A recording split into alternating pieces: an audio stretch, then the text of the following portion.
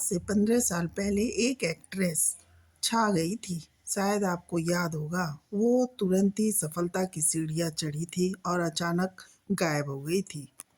जी, हम बात कर रहे हैं साधारण चेहरे और बड़ी बड़ी आंखों वाली अभिनेत्री, टीवी एक्ट्रेस रतन राजपूत के बारे में।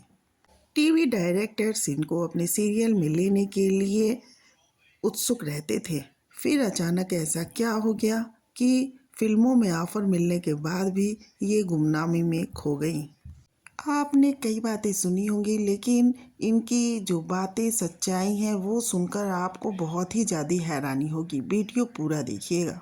20 अप्रैल 1987 को पटना में रतन राजपूत का जन्म हुआ था। इनके पिता बिहार में संयुक्त सचिव हुआ करते थे।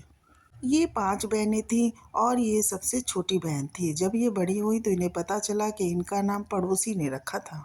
जब इन्हें पता चला तो इन्होंने तुरंत अपना नाम बदला और लड़कों जैसा नाम रख लिया। क्या पता था कि आगे चलकर ये नाम ही इतना ज़्यादा मशहूर हो जाएगा। बचपन से ही इन्हें नाच गाने का बहुत ज़्यादा शौक था, लेकिन इनके परिवार में इसे अच्छा नहीं माना जाता था। इसलिए उन्होंने एक तरकीब जुड़ाई कि चलो बहन के पास चलते हैं, जो दिल्ली में रहती थी। यहाँ दिल्ली में वो अपनी बहन के साथ कथक सीखने गई, लेकिन कथक सिखाने वालों ने कहा कि अब तुम बड़ी हो चुकी हो, तुम्हारी उम्र निकल चुकी है, इसलिए तुम कथक नृत्यांगना नहीं बन सकती हो। यहाँ से इन्होंने ये सपना छोड़ दिया। दूसरा शौक था इन्हें अभिनय का, तो किस्मत से उनकी मुलाकात हो गई सुरेंद्र शर्मा से, जो कि एक थिएटर डायरेक्टर थे। बस यहीं से रतन इनसे जुड़ गई और मंडी हाउस में नाटक करती और दर्शकों की खूब तालियां और वाहवाही बटोरती थी। लेकिन इससे प्रशंसा तो खूब मिल रही थी, लेकिन पैसे नहीं मिल रहे थे। अंत में वो अपने गुरुजी के पास गई, सुरेंद्र शर्मा के पास, और कही कि पैसे तो मिल नहीं रहे हैं। तो इस पे उन्होंने कहा कि तुम मुंबई जाओ अभिनय करने। इस तरह से रतन 2005 में मुंबई आ गई और धक्के खाना मुंबई में शुरू हो गया। यहाँ पे वो एक स्टूडियो से दूसरे स्टूडियो में चक्कर काटने लगी। अब इन्हें छोटे मोटे रोल मिलने लगे, नौकरानी के, प्लेट उठाने वाली के।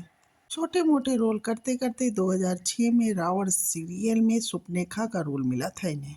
इसी तरह से इनका खर्चा निकल रहा था, तभी अचानक पता चला कि एक बड़े सीरियल के लिए ऑडिशन चल रहा है। रतन यहाँ ऑडिशन देने तो आ गई, लेकिन बड़े बड़े टीवी स्टार को देखकर उन्होंने मन बना लिया कि उन्हें मिलने वाला तो है नहीं सीरियल, लेकिन चलो आए हैं तो ऑडिशन दे ही देते हैं।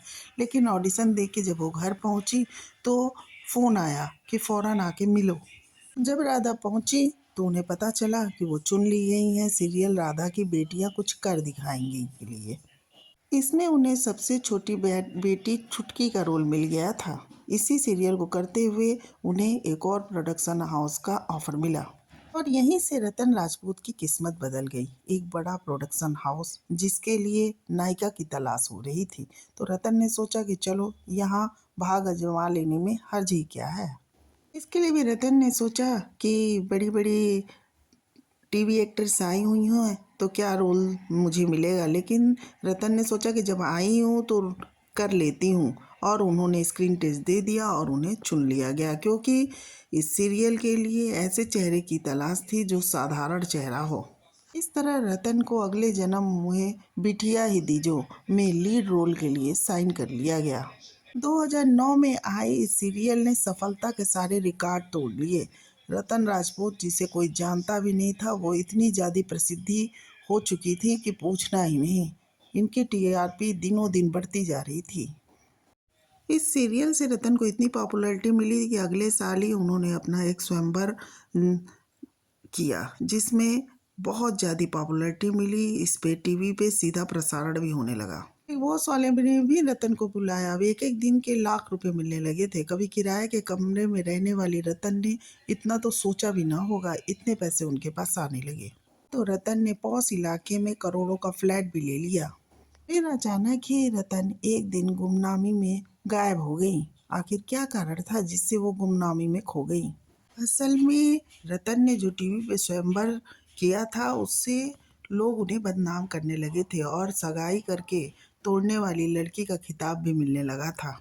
पब्लिक रतन को जितना पहले चाहती थी, उसके अपोजिट उन्हें ताने देने लगी, और जिस लड़के को इसने रतन ने चुना था अभिनव, उस वो भी इसे परेशान करने लगा। इन्होंने ये शर्त रखी कि सिर्फ कॉमेडी सीरियल ही करोगे। उसे दूसरे स्टार्स के साथ रतन का बात करना भी पसंद नहीं आने लगा।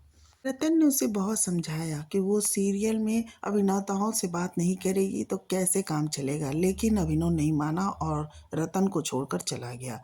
इससे रतन को बहुत गहरा सदमा लगा। इस तरह से रतन भी एक दर्द से उबरी ही नहीं थी कि दूसरा दर्द उनके सामने आ गया। वो जय संतोषी माँ सीरियल कर रही थी, उसी समय उन्हें खबर मिली कि उनके पापा की तबीयत बहुत खराब हो गई है।